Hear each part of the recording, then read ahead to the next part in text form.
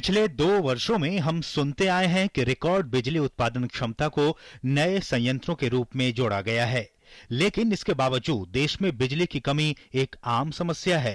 पिछले कुछ सालों में नए कोयला ब्लॉक आवंटित करने को लेकर तमाम दिक्कतें सामने आई हैं।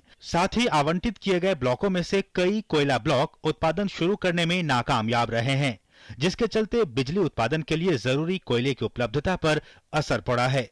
इसके मद्देनजर केंद्र सरकार ने अहम फैसला किया है। सरकार के फैसले के मुताबिक 78,000 मेगावाट बिजली उत्पादन के लिए कोल इंडिया लिमिटेड कोयले की जरूरतों का 65% घरेलू कोयला खानों से उपलब्ध कराएगी, जो कि धीरे धीरे बढ़कर 75% तक पहुंच जाएगा। Coal India will sign fuel supply agreements for a total capacity of 78,000 megawatts.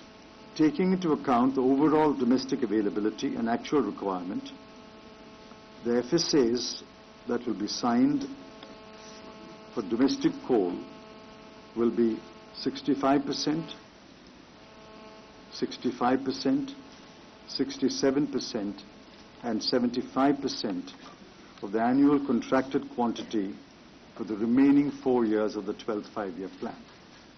To meet the balance FSA obligations, Coal India may import coal and supply the same to willing power producers on a cost-plus basis. इसके साथ ही अब बिजली उत्पादन से जुड़ी कंपनियां भी सीधे कोयला आयात कर सकेंगी। बिजली कंपनियां खुद या फिर कोल इंडिया लिमिटेड के जरिए कोयला आयात कर सकती हैं। कोयला मंत्री ने कहा है कि इस फैसले से बिजली थोड़ी महंगी तो होगी, लेकिन देश की ऊर्जा जरूरतों को ध्यान में रखकर यह फैसला लिया जा रहा है। देखिए, मामूली फर्क पड़ेगा, महंगी तो जरूर हो कि पावर थोड़ा महंगा हो, लेकिन पावर उपलब्ध हो, ये ज्यादा महत्वपूर्ण है। तो हमारी गवर्नमेंट ने जो व्यवस्था की है, उस व्यवस्था का पूरा डेफिनेशन ये है कि पावर हम उपलब्ध कराना चाहते हैं देश के लिए। सरकार के इस फैसले को काफी अहम इसलिए माना जा रहा है क्योंकि मौजूदा समय में कई पावर प्लांट ऐसे हैं जो कोयला ना मिल पाने की वजह से पूरी क्षमता के साथ काम नहीं कर पा रहे हैं और इसका असर बिजली उत्पादन पर पड़ रहा है।